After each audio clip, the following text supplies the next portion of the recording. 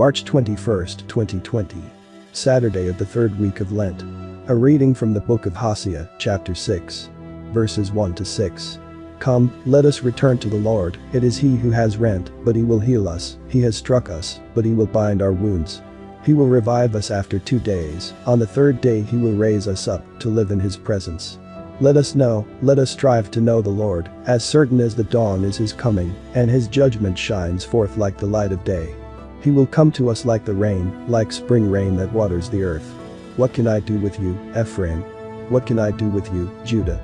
Your piety is like a morning cloud, like the dew that early passes away. For this reason I smote them through the prophets, I slew them by the words of my mouth, for it is love that I desire, not sacrifice, and knowledge of God rather than burnt offerings. The word of the Lord. Thanks be to God. Responsorial Psalm, Psalms, chapter 51. Verses 3 to 4, 18 to 19, and 20 to 21. A reading from the Holy Gospel according to Luke, chapter 18. Verses 9 to 14.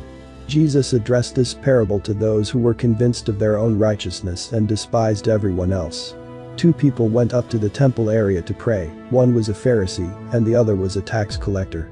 The Pharisee took up his position and spoke this prayer to himself, O God, I thank you that I am not like the rest of humanity, greedy, dishonest, adulterous, or even like this tax collector.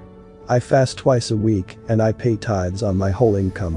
But the tax collector stood off at a distance, and would not even raise his eyes to heaven, but beat his breast and prayed, O God, be merciful to me a sinner.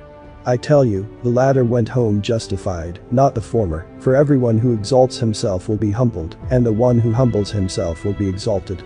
The Gospel of the Lord. Praise to you, Lord Jesus Christ.